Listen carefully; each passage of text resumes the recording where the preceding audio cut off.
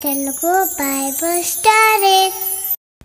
Hi పిల్లలు, ఈరోజు యేసయ్య దయ్యములు పట్టిన వ్యక్తులను ఏ విధంగా విడిపించి స్వస్థతనిచ్చాడో తెలుసుకుందామా?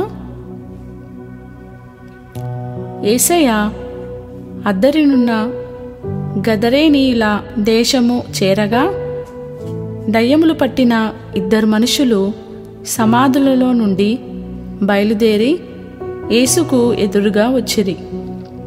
వారు చాలా భయంకరమైన స్థితిలో ఉన్నారు. మిగుల ఉగ్రులై ఉన్నందున ఎవడునూ ఆ మార్గమున వెళ్ళలేకపోయేవారు.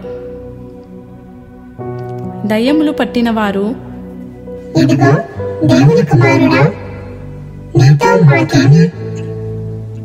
కాలము రాకమునుపే మమ్మను బాధించుటకు ఇక్కడికి వచ్చితివా అని కేకలు వేసిరి.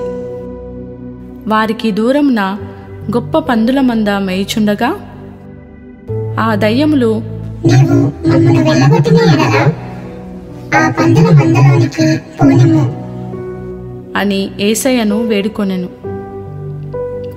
యేసు వాటిని పొమ్మనగా అవి ఆ మనుషులను వదిలిపెట్టి ఆ పందులలోనికి పోయెను.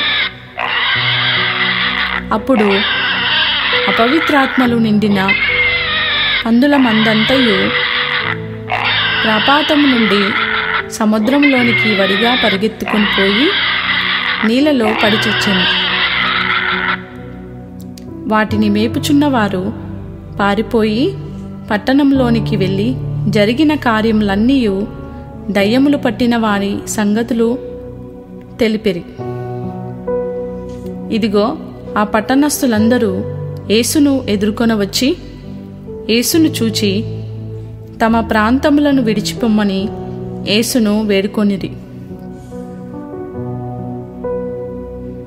పిల్లలు, దయ్యములు అంటే భయపడుతున్నారా?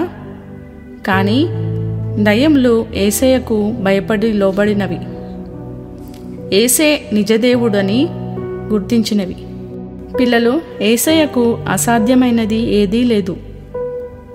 యేసయ్య నాతో మీరు ఉండండి అని ప్రార్థించినప్పుడు యేసయ్య మనతో ఉంటాడు. బాయ్ పిల్లలు.